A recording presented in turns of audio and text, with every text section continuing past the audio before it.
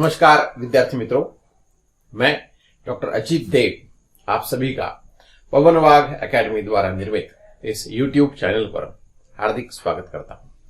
कक्षा हिंदी 10वीं का एक पद्य पाठ आज हम देखने वाले हैं। पद्य का अर्थ होता है कविता। गद्य यानी केवल पाठ और पद्य यानी जो कवितात्मक पाठ होते हैं उन्हें पद्य पाठ कहा जाता है। और आज के इस पाठ का नाम है समता की ओर। ठीक है, दो शब्द आपको समझ में आना बहुत जरूरी है। यह है और, यह है और यानी उस दिशा में। ठीक है, और दूसरा और जो आता है, ये दो मात्राएं यहां पर होती है। इसका अर्थ एंड हिंदी में जो हम कहते हैं ना, तो उस प्रकार का ये होता है। ठीक है, मराठीमध्ये किंवा वगैरे हे शब्द जे आहेत ते हिंदीमध्ये और इस प्रकार माना गया है। ठीक है, तो समता इस शब्द का अर्थ क्या होता है ये समझ लीजिए।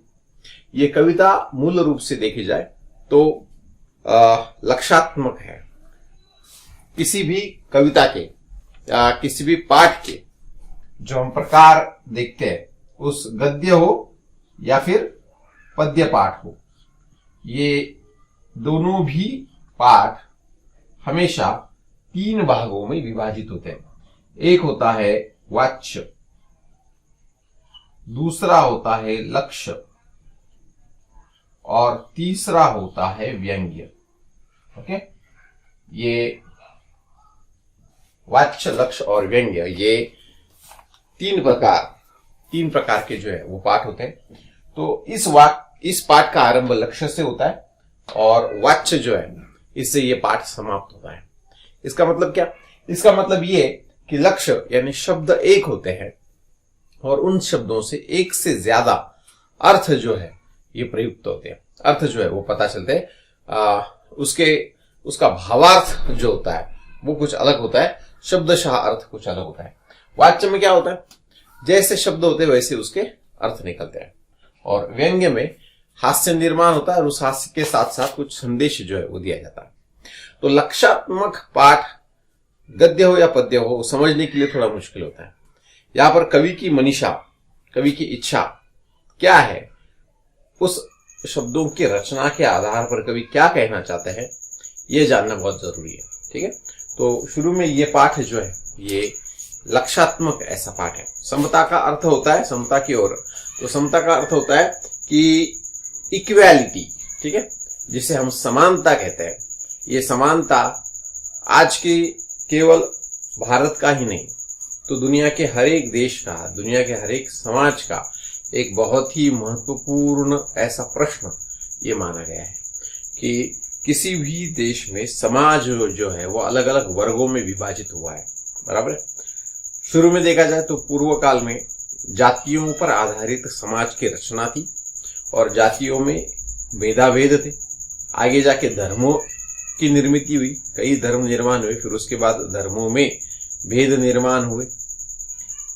कुछ साल पहले धर्मों के ही कुछ उपधर्म होते थे, बराबर है, तो उनमें भेद निर्माण होने लगे। और आज जो समाज बटा है, पूरा विश्व जिस रूप में बटा है वह है अमीरी और गरीबी। ठीक है, समाज के ये दो महत्वपूर्ण अंग निर्माण हुए हैं और इन अंगों के लिए आज की स्थिति जो है ये बहुत ही महत्वपूर्ण है।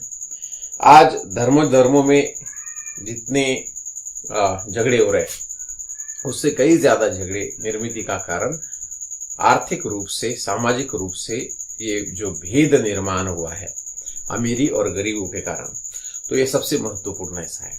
तो कवि हमें समता की ओर चलिए ये संदेश दे रहा है, यानी जहां पर समानता हो, फिर वो आर्थिक हो, सामाजिक हो, धार्मिक हो, किसी भी प्रकार की समाज की समस्या हो, तो हम उस ओर बढ़ते हैं। यानी आप विषमता दूर कर समानता की ओर हम आगे बढ़ते हैं, ये यहां पर कवि बताना चाह रहा है। देखिए, मुकुटधर पांडेय ये इनका नाम है। 1895 को बिलासपुर छत्तीसगढ़ में इनका जन्म हुआ। परिचय, छायावाद के प्रतिष्ठित कवि मुकुटधर पांडेय जी ने 12 वर्ष की अल्पायु से ही लिखना शुरू कर दिया था। ठीक है, छायावाद क्या होता है? अब वाद का अर्थ मराठीमध्ये तुम्ही जर वाद म्हणजे काय तर वाद विवाद किंवा भांडण असा होतो। बरोबर है। हिंदी में वाद इस शब्द का अर्थ थोड़ा अलग है। वाद इस शब्द का अर्थ हिंदी में है विचार। ओके, तो छायावाद ये प्रमुख ऐसी लेखन विधा हिंदी साहित्य में मानी गई है। मूल 4 लेखन विधा मानी गई है, तो जिसमें से छायावाद ये सबसे प्रमुख ऐसा है जो भारतीय साहित्य का निर्माण हुआ या जो विश्व साहित्य का निर्माण हुआ। इसमें सबसे महत्वपूर्ण बात होती है कि भूतकाल या इतिहास काल में घटित घटनाओं पर लेखन किया जाता है या फिर अपने लेखन में भूतकाल या ऐतिहासिक काल की घटनाओं का उल्लेख किया जाता है, उसको छायावाद कहा जाता है। देखिए, रामायण या महाभारत की जो कुछ कथाएं होती है तो उन कथाओं के आधार पर कवि या लेखक कुछ नया विचार लोगों के सामने अपने लेखन के माध्यम से लेके आते हैं, बराबर। या फिर अपने लेखन में कुछ ऐसे अंश, कुछ ऐसे उदाहरण, कुछ ऐसे तथ्य लाते हैं जो इन पौराणिक घटनाओं पर आधारित होती है, बराबर। तो ऐसे घटनाएं जो है वो पौराणिक मानी जाती है, जिसके आज के समय में एग्जैक्ट डेट, टाइम, प्लेस इनके बारे में हमें पता नहीं चलता, उसको हम क्या कहते हैं, उसे हम पौराणिक कहते हैं। ऐतिहासिक घटनाएं वो होती है कि जिसके आज के डेट के अनुसार वो घटनाएं हमें समझ में आती है। फॉर एग्जाम्पल, महाराणा प्रताप और उनके शत्रुओं की लड़ाई कब हुई, हल्दी घाटी की लड़ाई कब हुई, इसकी डेट आज जो हम डेट यूज करते हैं, प्रयोग में लाते हैं, वो अंग्रेजी डेट के अनुसार हम ये बता सकते हैं।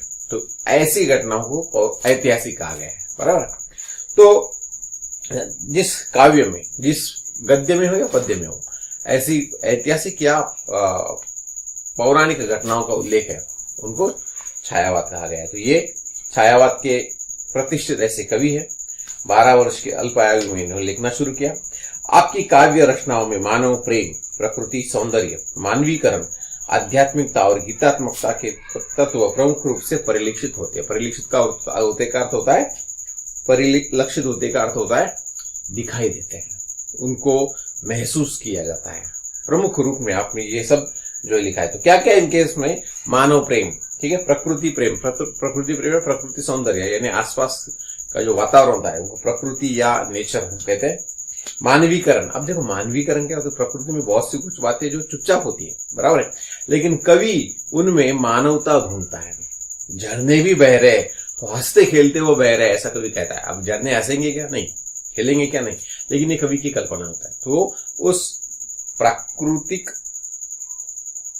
अंश में कवि जो है वो मानव की स्वभावगत विशेषताएं देखता है, तो इसको प्रकृतिकरण या मानवीकरण कहा जाता है। आध्यात्मिकता, आध्यात्मिकता सबको पता है, जिसे हम आस्तिकता भी कहते हैं, भगवान पर जिनका विश्वास होता है वो बातें। और गीतात्मकता, इनके गीत, इनके लेखन, इनकी कविता ऐसी है जो हम गुनगुना सकते हैं, गीत के स्वरूप में हम उसे गा सकते हो। तो इन प्रमुख तत्वों का सम्मिलन इनके लेखन में हुआ है। आपने पद्य के साथ साथ गद्य में भी पूरे अधिकार के साथ लिखा है। आपने निबंध और आलोचना ग्रंथ भी लिखे हैं। अब यहाँ पे निबंध और आलोचना, इसके पहले मैं समझा चुका हूँ। निबंध यानी विचारात्मक तत्व जिसमें है, ऐसे अपने विचारों को योग्य तरीके के साथ लिखना यानी निबंध होता है। और आलोचना ग्रंथ का अर्थ है किसी भी कवि या लेखक की जो रचना होती है उसने कैसे अपने विचार व्यक्त किए है, वो योग्य है या अयोग्य है, अलग दृष्टि से उसे देखना है, आलोचना होती है। आलोचना का अर्थ गाली गलौच, किसी को बुरा कहना, ऐसा नहीं होता है, बराबर। 2 अर्थ आलोचना शब्द के, तो दूसरा अर्थ यहाँ पर लिया जाता है किसी भी लेखक या कवि के लेखन पर अपने विचार व्यक्त करना यानी आलोचना है, ठीक है। तो इस प्रकार कवि का परिचय, इनकी प्रमुख कृतियां कौन कौन सी है। पूजा फूल, शैलवाला ये कविता संग्रह, लच्छमा अनुदित उपन्यास है, परिश्रम ये निबंध है, हृदयदान, मामा, स्मृतिपुंज आदि प्रकार के निबंध इन्होंने लिखे हैं। अब इस प्रस्तुत कविता के बारे में यानी इस पद्य के बारे में कवि ने क्या लिखा है इसके बारे में जानकारी दी गई है। प्रस्तुत कविता में कवि ने शिशिर ऋतु में पड़ने वाली अत्यधिक ठंडक से परेशान प्राणियों, साधन संपन्न एवं अभावग्रस्त व्यक्तियों के जीवन यापन का सजीव वर्णन किया है, ठीक है। शिशिर ऋतु जो मुख्य 3 ऋतु है हमारे यहाँ, धूप का ऋतु है, जाड़े का यानी सर्दी का ऋतु है, ज्याला मराठीमध्ये हिवाळा म्हणतात, और धूप का ऋतु जो मानी गई।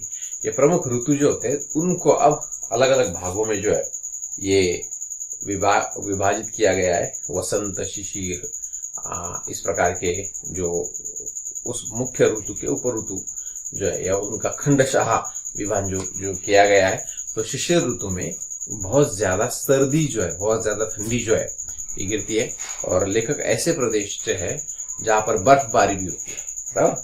तो ऐसे अत्यधिक ठंडी से प्राणियों की जो परेशानियां हैं, ठीक है। अब यहाँ पे मानव भी प्राणी है, लेकिन मानव ऐसा प्राणी है जो दो स्वरूप में रहता है, जैसे मैंने बताया अमीर और गरीब। तो बहुत ज्यादा सर्दी जब गिरती है तो सामान्य जो प्राणी होती है वो, उसके साथ साथ जो गरीब ऐसा व्यक्ति है उसको क्या क्या परेशानियां होती है। उसके बाद साधन संपन्न यानी अमीर लोग किस प्रकार रहते हैं, और अभावग्रस्त अभावग्रस्त का अर्थ होता है जिनके लिए जो महत्वपूर्ण ऐसे साधन है जो जिनके पास नहीं है, या उन चीजों की जिनके पास कमी है, उनको अभावग्रस्त कहा जाता है। तो बहुत ज्यादा सर्दी गिरने के बाद अमीर व्यक्ति किस प्रकार का व्यवहार करते हैं, और जो अभावग्रस्त है जिनके पास जीने के कम से कम साधन है, ऐसे लोगों पर क्या बीतती है, इसका सजीव वर्णन यहाँ पर किया। देखो सजीव वर्णन क्या होता है, केवल वर्णन करना अलग और सजीव वर्णन ये अलग। तो सजीव वर्णन का अर्थ होता है किसी घटना का, किसी व्यक्ति का, प्रकृति के किसी घटक का ऐसा शब्दशः वर्णन करना कि मानो वो चित्र, वो प्रसंग हमारे आंखों के सामने जो है वो आ जाए, उसको सजीव वर्णन कहा गया है। कवि का कहना है कि धनवान और दीनदयाल दोनों भाई है, भाई भाई है। अभी आप देखो कोई भी व्यक्ति इस जमीन पर, इस विश्व पर, इस दुनिया पर जो पैदा हुआ है वो अपनी एक अलग ऐसी पहचान बनाकर आया है। अब देखो मानव और समझो हम कोई प्राणी लेंगे, ठीक है, हाथी। अब मानव की तुलना हाथी से नहीं हो सकती, हाथी एक अलग जाति है, मानव एक अलग जाति है। तो जैसे हाथी हाथी हाथी मिलाकर एक जाति है और उनका एक ग्रुप बन सकता है, वैसे मानव का ग्रुप क्यों ना बने। मानव क्यों अपने आप को अलग बनाने की कोशिश करता है समाज में। जैसे मैंने कहा था कि आर्थिक रूप से सबल और आर्थिक रूप से दुर्बल, ये दो घटक जो निर्माण हुए, उनके कारण आज मानव में भेद निर्माण हुआ है। वो ये भूल गया है कि इस विश्व पर रहने वाला, इस विश्व में रहने वाला दूसरा कोई भी मानव मेरे जैसा ही है, वो मेरा भाई है, लेकिन वो आज ये भूल चुका है। समाज में अमीरों को गरीब भाइयों की भलाई के बारे में अवश्य विचार करना चाहिए, ये इसका प्रमुख तत्व है। ये कविता समझाने का प्रमुख तत्व है। समाज में जो दूसरे मानव है उन्होंने एक दूसरे के साथ रहकर अपने परेशानियों को बांटना चाहिए, और मुख्य रूप से जो अभावग्रस्त है, जो गरीब लोग हैं, ऐसे गरीब लोगों के लिए मानव ने कुछ न कुछ करना चाहिए। जो अमीर है, जो धनवान है, जिनके पास चीजों की कोई कमी नहीं है, ऐसे मानव ने अपने गरीब भाइयों की कुछ करना चाहिए, इस कविता का मुख्य उद्देश्य। अब देखो जैसे मैंने कहा था, कविता बहुत कुछ मुश्किल नहीं है। एक बार जैसे जैसे ये आगे आती है, जिसमें लक्षार्थ है वही पार्ट स्ट्रिप बहुत मुश्किल है, लेकिन एक बार ये समझ में आया। और इस कविता के हमेशा याद रखना, कोई भी पद्यात्मक कविता हो, शब्दशः उस काव्य में, उस गद्य में प्रयुक्त शब्दों के अर्थ आपको मालूम होने चाहिए। हर एक शब्द का अर्थ आपको मालूम होना चाहिए, तो जाके वो पूरी कविता, उनके अर्थ आपको बाय हार्ट हो जाएंगे। ठीक है, आपको फिर एक बार उसको पढ़ने की और रटने की जरूरत नहीं होगी। कोई भी पाठ हो हमेशा याद रखना, रटने की आदत मत डालना। शब्दशः हर एक शब्द एक बार आपको समझ में आया तो कैसे उसके एक से ज्यादा अर्थ हो सकते हैं, ये भी आप खुद ब खुद लिख पाओगे। ठीक है, और ऐसी ही पढ़ाई होनी चाहिए जो आपको समझ में आए, और उस समझ में आने के बाद आप उसी प्रकार उसको व्यक्त कर पाए। ठीक है, देखिए शुरू में लक्षार्थ कुछ दिया गया है। बीत गया हेमंत भ्रात शिशिर ऋतु आई, प्रकृति हुई द्युतिहीन, अवनी में कुंजटिका है छाई।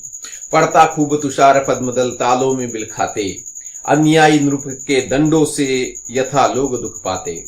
निशा काल में लोग घरों में निज निज जा सोते हैं, बाहर श्वान स्यार चिल्लाकर बार बार रोते हैं। अर्धरात्रि को घर से कोई जो आंगन को आता, शून्य गगन मंडल को लख यह मन में है भय पाता। ठीक है, मैं कविता सिर्फ पहले आपको सुनाता हूं और बाद में कि कैसे इसमें ज्ञात्मकता है ये बताने की कोशिश में कर रहा हूं।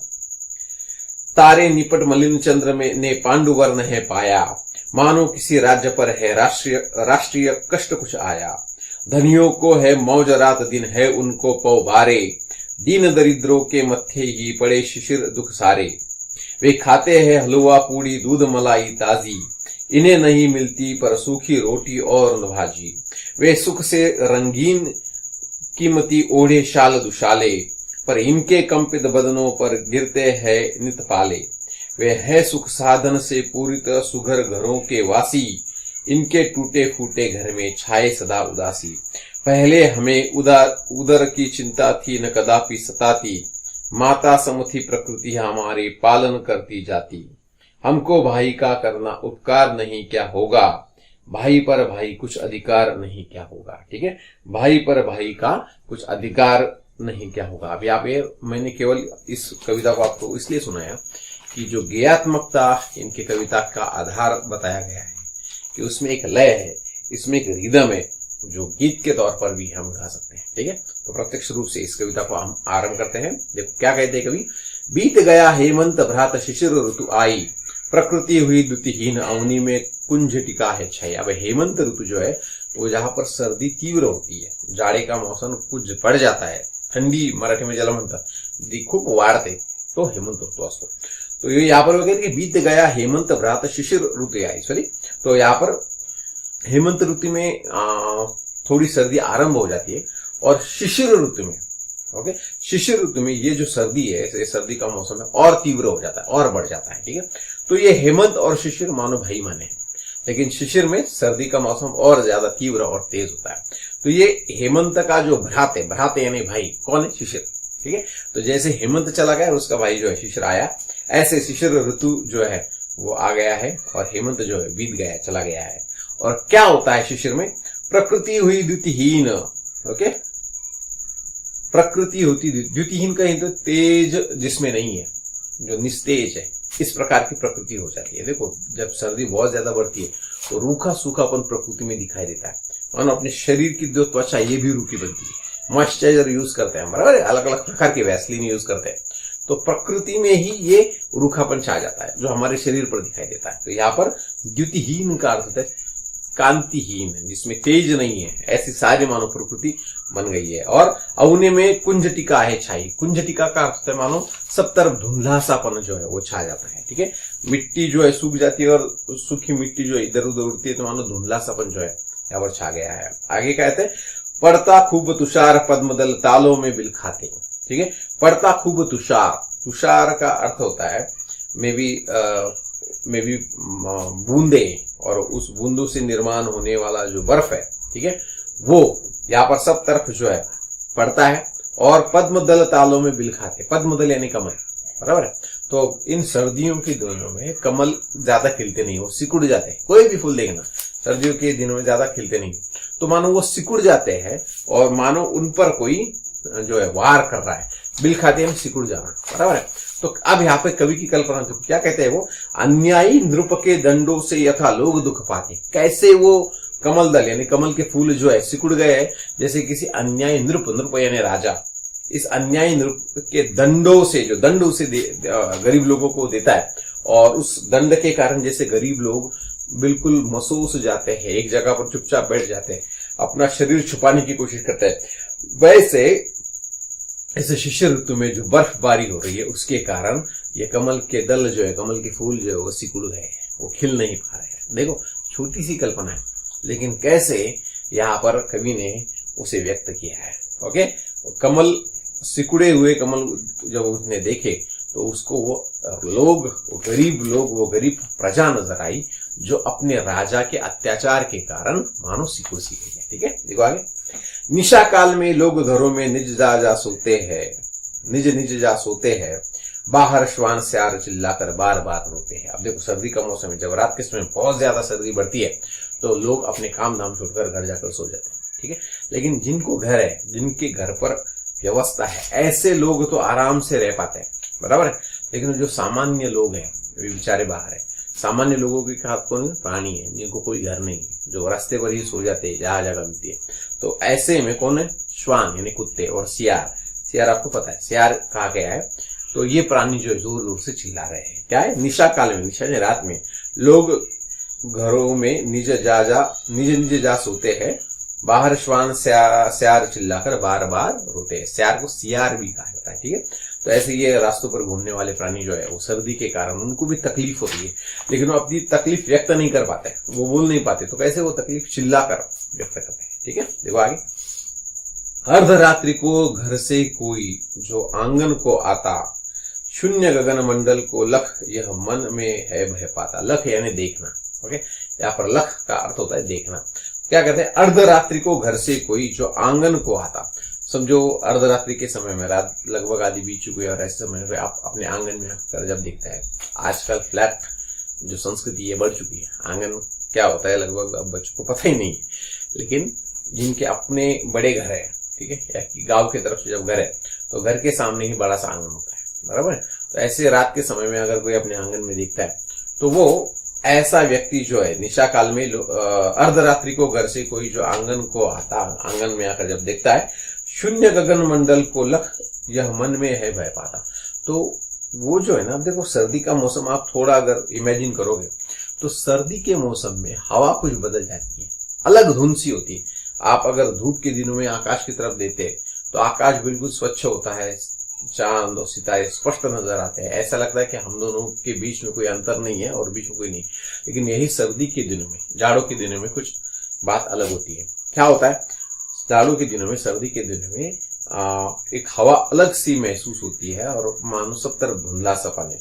और इसीलिए कभी कहते हैं कि शून्य गगन मंडल को लख यह मन में है भय पाता। और मानो इस शून्य गगन मंडल को, पूरे आकाश को देखते हुए ऐसा लगता है कि सब कुछ शून्य में चला गया है, सामने कुछ नहीं। कभी कभी ऐसा नजर आता है जब बहुत सर्दी गिरती है, जाड़ा होता है और सब तरफ मानो एक धूप जिसे हम कहते हैं, ठीक है, फॉग जिसे हम कहते हैं, ये सब तरफ छा जाता है। ओके, तो इस प्रकार की अवस्था यहाँ पर होती है। देखो आगे, तारे निपट मलिन चंद्र ने पांडुवर्ण है पाया। जो तारे होते हैं तो ये तारे और चंद्र ये मानो पांडुवर्ण ने पीले से कुछ पड़ जाते हैं, मानो किसी राज्य पर राष्ट्रीय संकट कुछ आया, किसी राज्य पर संकट आया है, ऐसा इस समय लगता है। ठीक है, तो आगे क्या होता है देखते हैं। यहाँ पर पांडुवर्ण देखा जाए तो पांडु का अर्थ सीधा सीधा सफेद ऐसा होता है, लेकिन यहाँ पर शब्दशः अर्थ नहीं लेना है। तो यहाँ पर कभी कहते हैं कि जब सर्दी के दिनों में बहुत ज्यादा जब सर्दी होती है तो धुंधले से ये चांद और तारे दिखाई देते हैं और मानो कुछ पीला रंग, पीले से जो है सफेद पीले से है उनका रंग हो जाता है, उसको पांडुवर्ण जो है वो कहा गया है।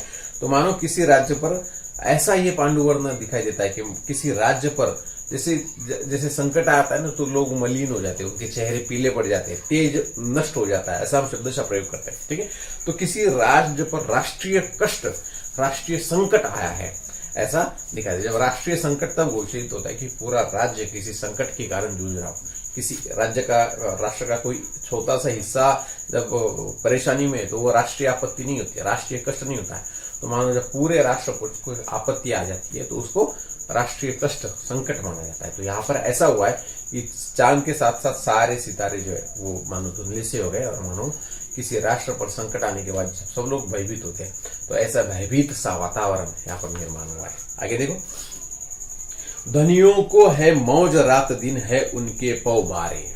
जो धनी लोग हैं तो ये धनी लोग जो है ये बहुत मजे से इस सर्दी के मौसम का आनंद उठाते हैं, लुफ्त उठाते हैं। क्यों? क्योंकि उनके पास सर्दी से लड़ने के लिए सारी बातें हैं, सारी इंतजाम है और इसलिए उनको सर्दी का मौसम बहुत अच्छा लगता है। लेकिन जो गरीब है, जो दीन है, जो हीन है, जो रास्ते पर घूमने वाले प्राणी भी है, इन लोगों को ये सर्दी का मौसम बहुत ज्यादा वेदना देने वाला ऐसा होता है। लेकिन धनिक लोग जो है वो आराम से रह पाते हैं। कि क्या करते हैं ये धनियों को है मौज रात दिन है उनके पौ बारे। सारी सुख सुविधाएं उनके पास है, उनकी सही में एक रूप से जिसे मराठी में मजा कहते हैं ना, तो त्या धनिक लोकांची मजा है। उन धनिकों की जो है सही रूप में जिंदगी जो है वह आनंद उठाती हुई है। दीन दरिद्रियों के मत्थे ही पड़े शिशिर दुख सारे। ठीक है, और शिशिर के ये जो सारे जाड़े के कारण, सर्दी के कारण जो दुख निर्माण हुए, ये सारे दीन दरिद्रों के ही मत्थे हैं, मत्थे ने माथे पर है। ठीक है, उनके ही हिस्से ये सारे जो दुख है ये माने गए हैं। वे खाते हैं हलवा पूड़ी दूध मलाई ताजी। वे कौन? जो धनिक लोग हैं। तो ऐसे सर्दियों की दिनों में वे अपने घर में हलवा पूड़ी दूध मलाई जो है वो खाती है, ताजी रूखी सूखी नहीं, तो उनको ताजी बनाई हुई जो है वो खाने को मिलती है। लेकिन इन्हें नहीं मिलती पर सूखी रोटी और नवाजी। और ये गरीब लोग जो होते हैं, दीनहीन होते हैं, ऐसे गरीबों को उनके नसीब में सूखी रोटी और भाजी भी जो है वो नहीं होती है। वे सुख से रंगीन कीमती ओढ़े शाल दुशाले पर इनके कंपित बदनों पर गिरते हैं नित पाले। ठीक है, वे सुख से रंगीन कीमती ओढ़े शाल दुशाले। शाल दुशाले में जो शाल और सर्दी से बचने के लिए जो कुछ वस्त्र हम पहनते हैं उसको शाल दुशाले कहा गया है। ठीक है, तो ये जो सुखी लोग हैं, धनवान लोग हैं, ये सुख से रंगीन कीमती ऐसे शाल और सर्दी से बचने के लिए अलग अलग प्रकार के दुशाले वस्त्र जो है वो पहनते हैं। लेकिन गरीबों के नसीब में क्या होता है, इनके कंपित बदनों पर गिरते हैं नित पाले। पाले का अर्थ जो बर्फ के टुकड़े होते हैं उनको पाले कहा गया है। तो यानी अवस्था देखिए, केवल सर्दी है तो पहनने के लिए वस्त्र है, शॉल है, अलग अलग प्रकार के जिससे गर्मी निर्माण हो गया, ऐसे सारी बातें हैं। ये एक समाज के पास है। और दूसरा समाज अपने बदन पर, यानी बदन पर उनको अपना शरीर लपेटने के लिए वस्त्र भी नहीं मिलते हैं और वो सारे पाले यानी बर्फ के टुकड़े मानो अपने शरीर पर झेलते हैं। ऐसी दुरावस्था यहाँ पर बताइए। देखो अब यहाँ पर शब्दशः जो बताया गया है, जैसे मैंने कहा था कि ये कविता संपूर्ण रूप में लक्ष्यार्थ में है, बराबर है। तो यहाँ पर ये लक्ष्यार्थ जो है ये केवल सर्दी का मौसम एक उदाहरण है। ओके, तो यहाँ पर केवल सर्दी में ही इन लोगों को दुख झेलना पड़ता है ऐसी बात नहीं है। तो उनका जीवन ही दुखमय है। ऐसा नहीं है कि एक बार सर्दी का मौसम बीत गया तो जो धूप के दिनों में बहुत आनंद आता है, बारिश के दिनों में ये लोग बहुत आराम से जीते हैं जो दीनहीन है, ऐसा नहीं है। धूप के दिनों में भी उनके जीने के प्रश्न अलग होते हैं। बारिश के दिनों को भी बहुत ज्यादा कष्ट में सहने पड़ते हैं और सर्दी के मौसम के तो है। लेकिन जो सुखमय लोग हैं, जिनके जीवन में आनंद है, ऐसे लोग अपने जीवन में हमेशा दुख ही झेलते हैं। ठीक है, बराबर है। आगे देखिए, वे है सुख साधन से पूरित सुघर घरों के वासी।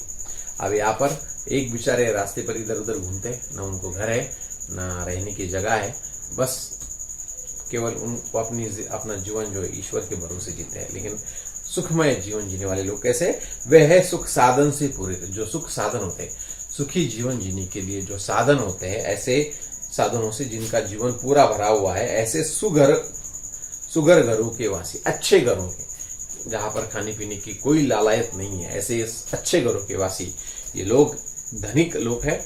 इनके टूटे फूटे घर में छाए सदा उदासी। और जो गरीब लोग हैं उनके टूटे फूटे घर में हमेशा जो है उदासी छाई है, ऐसा कवि कहते हैं। पहले हमें उदर की चिंता थी न कदापि सताती। अब यहाँ पे उदर ये शब्द जो है ना, हम उधर कहते हैं, वहां पे वो नहीं, उदर यानी पेट। जब मानव पूर्णतः प्रकृति पर निर्भर करता था, ऐसे समय में पेट कैसा पाला जाए, पेट कैसा भरा जाए, खाने को क्या मिलेगा, इसकी चिंता उसको कभी भी नहीं थी। लेकिन जब वो प्रकृति से मानो दूर हटता चला गया, वो स्वयं पूर्ण बनने की कोशिश जब वो करने लगा, तब जाके उसको अपने उदर की खाने की चिंता जो सताने लगी। याद रखना, प्रकृति हमारी माँ है और माँ अपने बेटे को कभी भी भूखा नहीं रखती है। जो बेटा माँ पर निर्भर करता है, उसके ख्याल रखने का पूरा जिम्मा उस माँ का होता है। लेकिन अब कैसा है, धरती का ये जो पुत्र है यानी मानव, ये जरा बहुत ही ज्यादा बड़ा हो गया है और अपने आप को उस माँ से भी बड़ा मानने लगा है। ठीक है, तो जब कवि कहते हैं कि जब हम प्रकृति पर निर्भर थे, उससे हमें हमारा उदर कैसे भराया जाए ये चिंता नहीं थी, लेकिन अब ये निर्माण हो गई है। पहले हमें उदर की चिंता थी न कदापि सताती। ठीक है, पहले यानी जब मानव प्रकृति से जुड़ा हुआ था उस समय, तो हमें हमारे उदर की, हमारे पेट की चिंता कभी भी नहीं सताती थी। माता समथी प्रकृति हमारी पालन करती जाती। ये प्रकृति, ये जो हमारे माता की समान थी, हम उसको उतना ही रिस्पेक्ट करते थे। याद रखना, आप किसी भी धर्म का कोई भी ग्रंथ उठाकर पढ़ लेना, रामायण हो, महाभारत हो, वेद हो, पुराण हो, कुरान हो, कोई भी हो, बाइबल हो, कोई भी आप ग्रंथ लीजिए, उसमें हमेशा प्रकृति के प्रति प्रेम बताया है। माँ उन्होंने कैसे पेड़ लगाने चाहिए, कैसे हमारे यहाँ वेदों में नदियों पर सूक्त रचे गए हैं, माने उनको देवी मानकर पूजा गया है। जिस समय हम हमारे प्रकृति को ईश्वर मानते थे, तब प्रकृति हमें सब कुछ देती थी, हमें कुछ नहीं करना पड़ता था। ओके, क्योंकि जब हम किसी पर श्रद्धा रखते, किसी को ईश्वर मानकर पूछते, तो हम हमेशा उसके साथ कभी बुरा नहीं करते, बराबर है। लेकिन जैसे जैसे मानव प्रकृति से दूर होता गया, मानो उसका एक नाता ही टूट गया। ओके, और आज हमें हमारा उदर, हमारा पेट पालने की चिंता इसीलिए कि मानव अपने आप को स्वयं पूर्ण समझ रहा है। याद रखना, मानव कभी भी स्वयं पूर्ण नहीं हो सकता है प्रकृति के सहयोग के सिवाय, बराबर है। तो मानव को अगर स्वयं पूर्ण बनने की इच्छा है तो हमेशा प्रकृति के प्रति उसने जागरूक रहना चाहिए, बराबर है।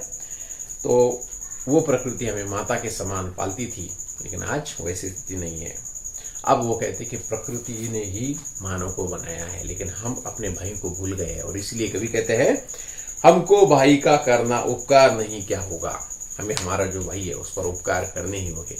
अब यहाँ पे उससे उपकार शब्द प्रयोग का यहाँ पर अर्थ जो है सहयोग है, उसे उस बुरी चीज से दूर कर उसमें कुछ अच्छाई उसे देना, यह हमारा कर्तव्य होगा। भाई पर भाई का कुछ अधिकार नहीं क्या होगा। और जैसे एक भाई का दूसरे भाई पर अधिकार होता है, वैसे ही यहाँ पर हम कहते हैं कि निश्चित रूप से उन दीनहीन गरीब लोगों का भी हम पर अधिकार है और यह हमारा कर्तव्य है, हम उनको मदद कर उनको इस बुरी अवस्था से निकालें। ठीक है, जैसे इस पृथ्वी पर सारे मानव के लिए ईश्वर ने प्रकृति बनाई, वैसे हर मानव का यह अधिकार है वो अपना जीवन सुसह्यता से अच्छे तरीके से जिए और दूसरों को भी एक अच्छा जीवन जीने का अधिकार प्रदान करें। ठीक है, तो एक बहुत ही अच्छा मानवता का संदेश देती हुई समता की और ये पाठ आज हमने यहाँ पर पूरा किया, पद्यात्मक पाठ हमने पूरा किया। एक बहुत ही अच्छे पाठ के साथ पवन वाग एकेडमी के इस YouTube चैनल पर फिर से मिलेंगे, तब तक के लिए धन्यवाद।